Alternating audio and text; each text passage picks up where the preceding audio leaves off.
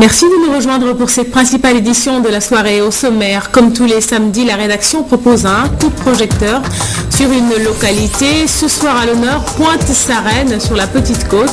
Un grand format signé Ibrahima Diallo. Et puis en Grèce, ces démissions en cascade. 6 ministres jettent l'éponge. Ils protestent contre le nouveau programme d'austérité. Merci de choisir RTS1 pour vous informer. Tout d'abord, sachez que le Mali a décroché la 3e place de la Coupe d'Afrique des Nations. C'était tout à l'heure. Les Seigles ont pris le meilleur sur les Black Stars du Ghana. Le score 2-0 avec un doublé de Cheikh Diabaté. Les Ghanéens, pourtant grands favoris de cette CAN, échouent au pied du podium. La finale de la CAN, comme vous le savez, va se jouer ce dimanche à 19h à Libreville et elle oppose la Côte d'Ivoire à la Zambie. Et puis ces images que vous allez voir tout de suite, les femmes qui s'impliquent personnellement et s'adressent directement aux candidats engagés dans la course à la présidentielle par une marche pour la paix. Rien que la paix, c'est le mot d'ordre de ces femmes venues des 4 coins du Sénégal et emmenées par Awa Diop Gabon. Elles demandent aux différents candidats de promouvoir la paix et de sensibiliser leurs militants pour préserver cette même paix dans notre pays. Et cette réunion entre le ministre des Sénégalais de l'Extérieur, ses collaborateurs et l'ambassadeur d'Israël dans notre pays, les deux parties ont échangé sur beaucoup de projets dont le renforcement des capacités des Sénégalais établis à l'étranger. Je vous propose d'écouter le ministre Ngoné Ndoye. Monsieur l'ambassadeur a été enthousiaste de nous entendre dire que nous avions besoin de capacités et de former les Sénégalais de l'extérieur qui ont déposé des projets afin que nous puissions, dans les créneaux porteurs, en faire des gestionnaires hors pair et des entrepreneurs qui puissent réussir. Le renforcement de capacités est un point important, est un point sur lequel, aussi bien eux que nous, sommes tombés d'accord pour que les Sénégalais de l'extérieur, surtout, puissent permettre au Sénégal d'avoir une émergence économique. Ils ont déjà des projets au Sénégal, comme le projet TIPA et le projet PAIN avec l'ambassade d'Italie, projet auquel nous comptons nous intégrer. Parce que c'est l'ambassade d'Italie, avec 10 millions d'euros, compte appuyer le Sénégal, avec l'expérience et l'expertise de l'ambassade d'Israël. Je pense que les Sénégalais de l'extérieur doivent être intégrés dans ce projet, être partie prenante de ce projet et pouvoir bénéficier de ces projets-là, puisque aujourd'hui l'heure est au retour. Il y a des sujets que nous avons en commun et que nous pensons que nous pouvons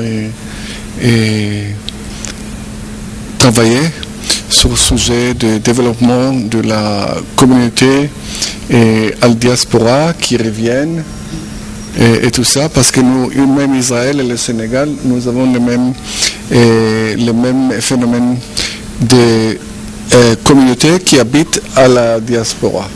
Et je pense que nous avons eu une très fructueuse réunion. L'ambassadeur d'Israël au Sénégal et le ministre Ngoné Ndoye tout à l'heure, c'était donc voilà ces extraits que vous venez de suivre. Et puis une fenêtre à présent dans le monde et l'Europe qui gèle sous la neige. La vague de froid se poursuit et avec ses morts, 600 victimes dénombrées, les secours s'organisent. Les plages françaises de la Méditerranée sous la neige. Un spectacle inhabituel. La Provence a changé de visage. Même les vignes sont recouvertes d'un épais manteau blanc. Certes, le paysage est magnifique, mais pas de quoi réjouir les commerçants. Leur priorité, protéger la marchandise. Il y avait moins 10 ce matin. Faites bon, hein? Là ça va, ça gêne pas. C'est couvert, regardez comment la marche.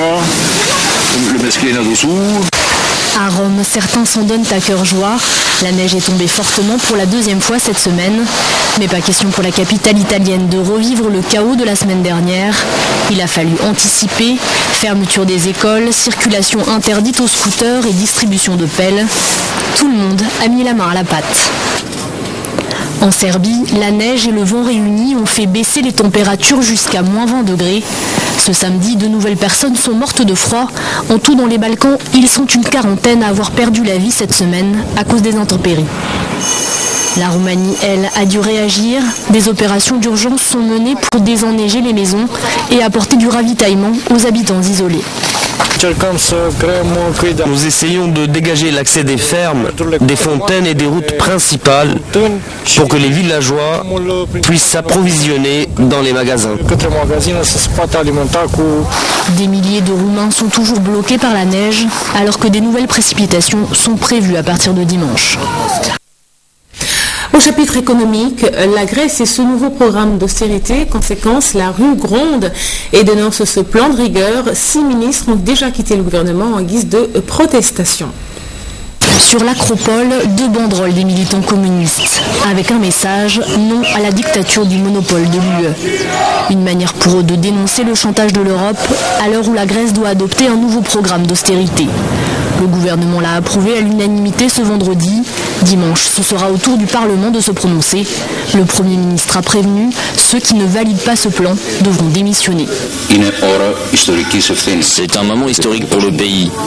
En ce moment, l'endurance de notre gouvernement est en train d'être testée et il est clair que tout le monde ne peut pas supporter le poids d'une telle responsabilité. Opposés à ces nouvelles mesures, 6 ministres ont déjà quitté le gouvernement depuis le début de la semaine.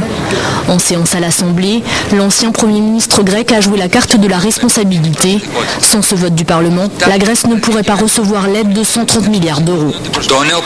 Le nouveau programme est difficile, il est rude. Mais c'est une voie sûre et notre seul espoir pour ne plus vivre de telles situations. Il est temps de prendre nos responsabilités. Dans la rue, des milliers de personnes ont manifesté en ce 2e jour de grève générale. Malgré l'absence des transports en commun à Athènes, les Grecs sont venus dire leur ras-le-bol. Les politiciens, nous ne voulons pas de leur prêt, de leur argent ou de leur dette. Nous n'en avons pas les moyens. Les gens en ont conscience, ils sont en colère et les hommes politiques devraient avoir peur. La véritable épreuve sociale se jouera dimanche soir lors du vote du Parlement. Le programme d'austérité devrait inclure une réduction de 22% du salaire minimum et la suppression de 15 000 emplois publics. Retour à présent à l'actualité nationale, par la banlieue de Dakar plus précisément, Yeumbeul. Là-bas a été expérimenté un programme simple de dépistage et de traitement du cancer du col de l'utérus. L'association Prévenir, initiatrice de ce programme, a obtenu après 6 mois d'activité des résultats probants. Reste maintenant à voir comment élargir l'expérience. Oumar Diaw. Le programme de dépistage et de traitement des lésions précancéreuses du col de l'utérus, lancé à Yeumbeul au mois de juillet 2011, a donné 6 mois plus tard des résultats satisfaisants. Un bilan qui a dépassé les prévisions. Au début, on s'était fixé un objectif de voir 1000 femmes. On en a vu 1580. Donc presque 60% de plus que ce qu'on attendait. Les pays pauvres supportent le double fardeau des maladies infectieuses et des pathologies chroniques à soins coûteux. Le cancer, de manière générale, et celui du col de l'utérus en particulier, connaît un rythme de progression rapide. Le dépistage reste le seul moyen de prévention le plus efficace. Et même si le Sénégal n'a pas les moyens de généraliser le frottis, d'autres méthodes et stratégies peuvent être appliquées et utilisées à large échelle. Plutôt que de faire le frottis, nous voulons regarder le col, l'imprégner avec d'autres substances. Et ce sont ces substances-là qui vont nous révéler les lésions avant qu'elles ne soient des cancers ou alors quand elles commencent à être un cancer. Portons le plaidoyer aussi loin que possible pour sensibiliser les populations, rassurer les patients et leur donner l'espoir de guérison, l'espoir d'une vie meilleure. La cérémonie de restitution des résultats du centre pilote de Yeumbeul a permis de remettre des diplômes d'honneur à des femmes et des hommes qui se sont particulièrement illustrés dans leurs efforts dans la lutte contre le cancer du col. Yeumbeul a certes relevé le défi, mais le Sénégal ne s'arrête pas là. Le nécessaire passage à l'échelle relève moins de la décision d'une association que d'une volonté politique. Je ne suis ni administrateur, ni politique pour en décider. Je ne peux que le mettre à la disposition et à la connaissance de ceux qui décident demain. En un semestre, l'association Prévenir, appuyée par la Fondation Culture du Monde et la coopération polonaise, a évité une mort certaine à plusieurs femmes. Aux autorités nationales de s'approprier un tel modèle et l'institutionnaliser au grand bonheur des dames. Parlons à présent des immigrés sénégalais avec ce geste d'un des leurs qui vit aux États-Unis. Il vient de faire un don à la communauté de Ndendori dans le nord du pays. Près de 2 millions estimés en matériel et destinés à améliorer les conditions de vie des populations. Claire Diop nous en parle. Ndendori, dans le département de Kanel, région de Matam, à 45 km de Ourossogui. Ici, élèves, enseignants et parents se sont retrouvés dans la place du village pour magnifier ce geste de haute portée humanitaire. Des ordinateurs, imprimantes, cahiers, bics, 25 cartons d'habits, des chaussures et des jouets ont été mis à la disposition des élèves et autres orphelins du village. Le but est d'aider ces derniers à avoir de meilleures conditions de vie et de bons résultats à l'école. Le généreux donateur Martar Sek est un émigré de la localité. Il est connu pour son engagement dans le social depuis 1992. Son objectif est de lutter activement contre la pauvreté et la mendicité dans la zone nord. Le principal du CEM de Ndendori, Amar Gueye, a salué l'initiative qui vient à son heure, vu que les élèves travaillent dans des conditions difficiles, abris provisoires avec un manque criard de matériel didactique. Martar Sek dira qu'il ne s'arrêtera pas en si bon chemin. L'activité sera perpétuée et étendue dans les régions de Kaolack et de Saint-Louis, et même dans tout le Sénégal. Projet d'implantation d'un centre islamique à Mbao. L'édifice va bientôt voir le jour. Le site déjà choisi se construira sur une superficie de 1500 mètres carrés. Seydina Alioune-Fall. Kër Yalla ou la maison de Dieu, c'est le nom que va porter ce nouvel institut qui sera construit ici à Mbao. L'institut sera érigé sur un terrain d'une superficie de 1500 mètres carrés octroyé par Diabel Chomban, un fils de la localité. Selon le donateur, le choix de construire un institut islamique à Mbao n'est pas fortuit. Mes enfants, vos enfants vont venir s'enseigner pour savoir comment prier avec Dieu. Et le site, toutes les 26 hectares, ça s'appelle Kër Yalla. Parce que toute personne qui rentre pour faire du mauvais verra les conséquences. Et c'est Dieu qui nous a soutenus pour avoir cette victoire. Je suis le mandataire de la famille. Mamadou Chomar et consort, on s'est battu pour avoir ce titre. Ça fait longtemps qu'on s'est lutté. Grâce à ce même marabout qui est mon ami, très longtemps, je suis plus âgé que lui, mais c'est mon ami qui m'a soutenu pour avoir cette victoire. Serigne Cheikh Abdou Mouhaïminou Mbacké a procédé à la pose de la première pierre en présence de nombreux dignitaires, autorités politiques et religieuses. L'édifice va accueillir entre autres une infirmerie, une école, une grande mosquée et un internat. C'est la famille Feu Mamadou Chomban, représentée par M. Diabel Chomban, qui ont octroyé 1500 mètres carrés en TF sur cette zone-là pour qu'on puisse faire une maison de Khadim Rassoul. C'est pour cela que nous remercions infiniment cette maison-là, moi notamment Ibrahim Diop, médiateur social, M. Makord Dien, qui a tout fait pour cette réussite, et en même temps M. Sayrengom. Donc nous remercions infiniment cette famille et nous remercions aussi Seigne Abdou Mouhaïminou, fils de Seigne Moutada, qui nous a beaucoup aidés. Serigne Cheikh Abdou Mouhaïminou Mbacké a magnifié ce geste noble du donateur. Le marabout a formulé des prières pour la réussite de ce projet et pour un Sénégal de paix.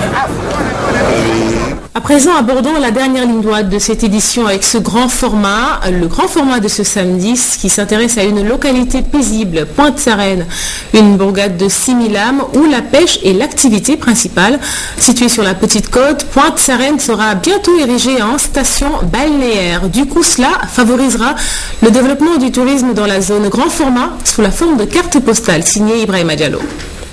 Au coucher du soleil à Pointe-Sarène, une localité sérère située sur la petite côte.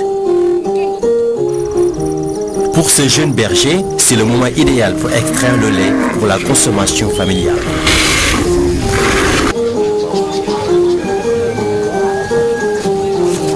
Dans les foyers, les femmes de ménage préparent déjà le repas de la soirée.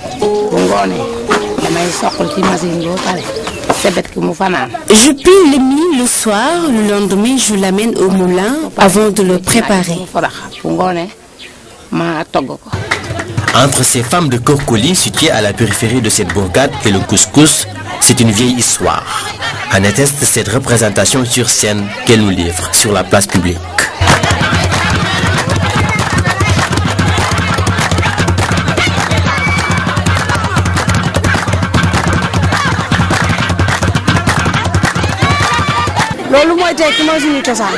C'est ça notre tradition. En pays sérère, le couscous est sacré. Vous voyez la préparation, c'est toute une chaîne.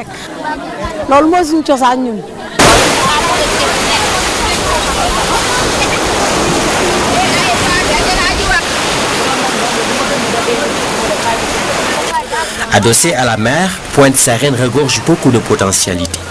Ici, l'activité principale, c'est la pêche. Dieu merci. Cette activité marche très bien. Les pêcheurs font correctement le travail. Ils en tirent profit.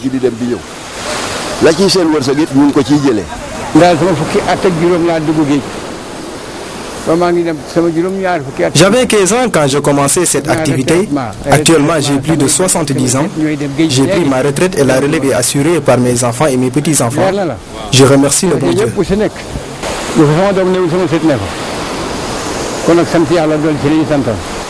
Et chaque soir, ce sont des dizaines de pirogues qui amérissent sur cette plage, avec à bord des produits halieutiques.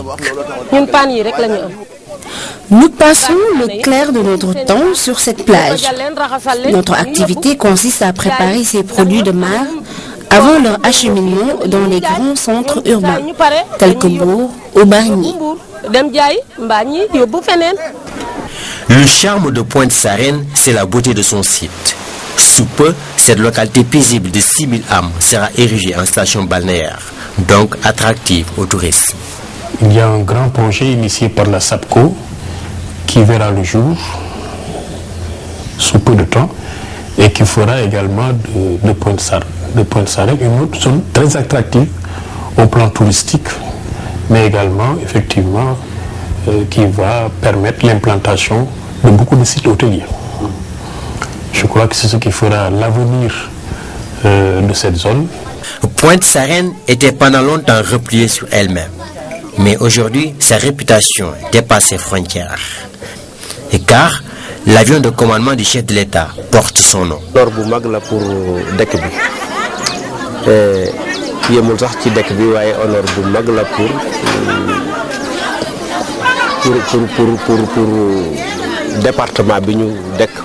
C'est un grand honneur pour le village, pour l'arrondissement, également pour tout le département.